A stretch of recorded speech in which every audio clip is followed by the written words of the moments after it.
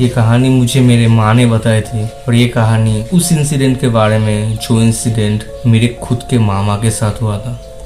ये कहानी है मेरे नानी के घर के वहाँ की एंड लिटरली वो जगह मुझे आज भी दिखता है एंड वहाँ के लोग आज भी उस जगह को अनईजी मानते हैं।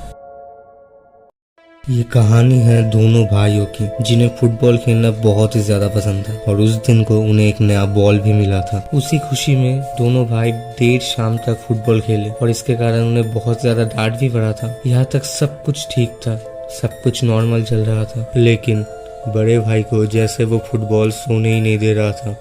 पर ऐसे ही सुबह उठ के खेलने जाने का सोचते हुए उसकी आंख लग जाती है। कुछ देर बाद ही अचानक उसकी नींद टूटती है।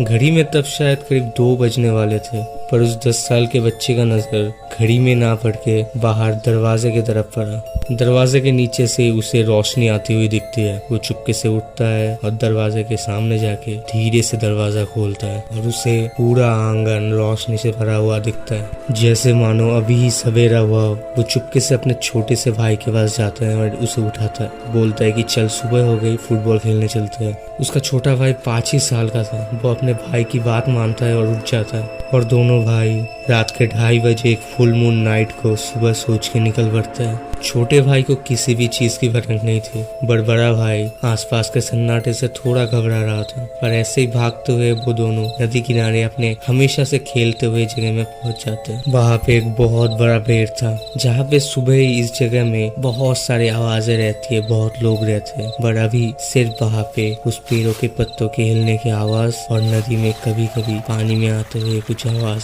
इस सन्नाटे को तोड़ रहा था। वो लोग खेल ही रहे थे, इतने में बड़ा भाई एक जोर से शॉट मारता है एंड बॉल उस बड़े से पेड़ के पीछे जो कि ठीक नदी के किनारे चला जाता है। बड़ा भाई वहां पे जाता है बॉल लेने के लिए एंड वो बॉल लेने वाला होता है और उससे दिखता है एक महिला जो कि सफेद साड़ी जिसके ऊपर लाल कलर के स्ट्राइप्स है। इतने रात को किसी को यहाँ पे खड़ा हुआ देख के वो बच्चा थोड़ा घबरा तो जाता है, पर उसके लिए तो ये बस एक शुबह थी। वो सोचता है कि शायद से यहाँ पे कोई फूल लेने आया है। उसे लगता है कि उसके पड़ोस में रहने वाली वो दादी माँ जो कि हमेशा सुबह उठ के फूल लेती है वही है। पर वो बच्चा पूछ ही लेता है कि दादी माँ क्या ये आप हो? कोई जवाब नहीं आता। अपना घूंघट उठा के दूसरी तरफ मुंह करके चुपचाप खड़ी रहती है। वो बच्चा फिर से पूछता है दादी माँ क्या ये आप हो? कोई जवाब नहीं आता। पर उसे ये देखना था कि ये आखिर कौन है। वो बार बार उस औरत का मुंह देखने के लिए सामने जाती है और वो औरत अपना घूंघट उठा के उसकी तरफ से मुंह फिरा लेती। वो बार बार बोलता रहता है दादी माँ क्या ये आप हो? वहां से कोई जवाब नहीं आता और बस वो औरत अपना घूंघट उठा के अपना मुंह घुमाते रहती है। और ऐसे ही करते करते एक टाइम के बाद उस बच्चे को उस औरत का आधा मुंह किसी तरीके से दिख जाता है और वो बच्चा वहीं पे स्टिल होके खड़ा रह जाता है। वो 5 साल का बच्चा भागते हुए आता है अपने भाई को देख के और आके ठीक उसी स्ट्रेंज औरत के सामने से वो बॉल लेता है और अपने भाई को कहता है चल जाके खेलते, तू इधर खड़ा क्यों है? वो बच्चा वहीं पे स्टिल जैसे उस मानो उसके पैर जम गए, वो वहीं पे खड़ा रह जाता है। नदी के पास जिन लोगों का घर था उनमें से किसी ने उस छोटे बच्चे को उस पेड़ के पीछे भागते हुए देख लिया था, तो वो पेड़ के पीछे जाता है एंड देखता है कि वो छोटा बच्चा अपने भाई का हाथ पकड़ के खड़ा है एंड उसका भाई पूरा स्टिल हो गया, मानो जम चुका है। एंड वो छोटा बच्चा उसे बार बार खींचने की कोशिश कर रहा, बोल रहा है चल जाके खेलते है, चल जाके खेलते है, पर भाई मानो एकदम जम चुका है। वो लोग वहाँ पे पहुंचते हैं एंड उससे पूछते हैं कि क्या हुआ। वो कोई जवाब नहीं दे पाता। उन लोगों को पता था कि ये किस घर के बच्चे हैं। फिर उन दोनों बच्चों को घर पे छोड़ दिया जाता है।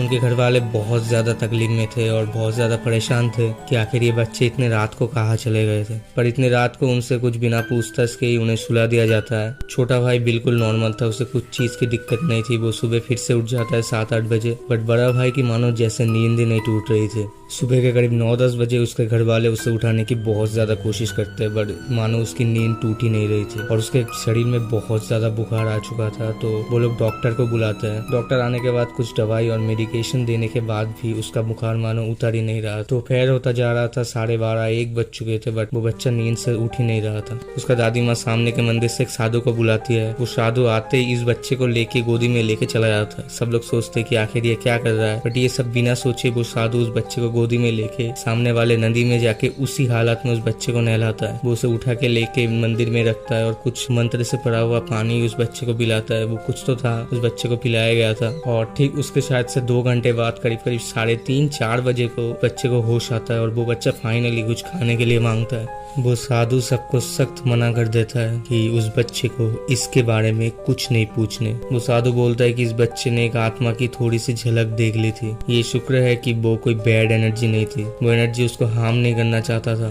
तभी से अब तक तो सब कुछ ठीक चलता आ रहा है, but energies are always there. तुम लोग कभी किसी चांदनी रात को सुबह सोच के बाहर मत निकल जाना, क्योंकि पता है ना, एनर्जी हर जगह होती है। तो ऐसे वीडियोस चैनल में बहुत सारे हैं, जाके अभी भी चेकआउट कर सकते हो ऐसे वीडियोस। और भी अलग तरीके के बहुत सारे वीडियोस इस चैनल में तुम्हें मिल जाएंगे, और नए अलग तरीके के वीडियोस भी आने वाले हैं। तो अगर देखना है तो सब्सक्राइब करके रखो, और अगर थोड़ा पसंद आए वीडियो तो एक लाइक कर दो, बहुत ज़्यादा मोटिवेशन मिलता है। आज के लिए इतना ही। मैं तुम लोगों से अगले वीडियो में मिलता हूँ, बहुत ही जल्द मिलूँगा। बाय।